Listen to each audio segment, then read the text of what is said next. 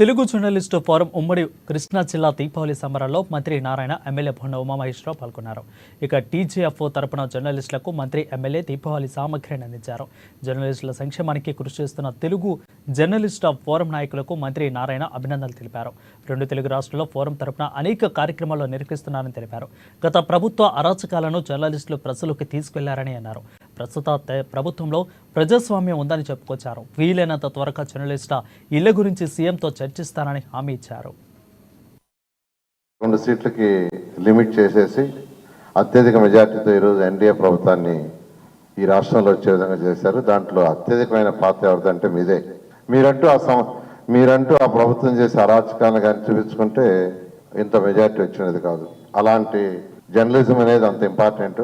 అయితే మీరు అన్నట్టుగా ఈ యొక్క ఫోరం ఏ ఫోరం అయితే ఉందో తెలుగు జర్నలిస్టు 2 తెలుగు రాష్ట్రాల్లో ఉందన్నారు. దీనికి ప్రధాన కార్యదర్శి కోనేరు కాంతి గారు, ఉమ్మడి కృష్ణా జిల్లా అధ్యక్షులు ప్రసాద్ గారు, ఉమ్మడి కృష్ణా జిల్లా కార్యదర్శి రవికిరణ్ గారు, మరియు 800 మంది మొత్తం సభ్యులు ఉండాలన్నారు. ఈ ఫోరం కరోనా పీరియడ్ లో అనేక మంది జర్నలిస్టులకు ఎంతో సపోర్ట్ చేసిందని, అదేవిధంగా ఏదైనా సమస్య వస్తే వాళ్ళ వంతు యాక్చువల్ గా సపోర్ట్ చేస్తున్నారు చెప్పడం జరిగింది. ఇదే విధంగా ఇలాంటి ఫంక్షన్ ఎంతో కాలం చేస్తున్నారని, కరోనా వచ్చిన తర్వాత 2 సంవత్సరాల బ్రేక్ వచ్చింది, 2 ఇయర్స్ బ్రేక్ వచ్చింది. మళ్ళీ లాస్ట్ ఇయర్ నుంచి ఈ విధంగా దీపావళి పండుగ రెగ్యులర్ జరుపుకున్నారని చెప్పారు. చాలా సంతోషం. మీరు 2 కోరికలు చెప్పారు.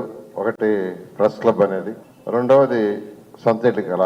ఖచ్చితంగా ముఖ్యమంత్రి గారు అయితే చాలా పాజిటివ్ ఉన్నారు. సొంత ఇంటి కళ అనేది ప్రతి జర్నలిస్ట్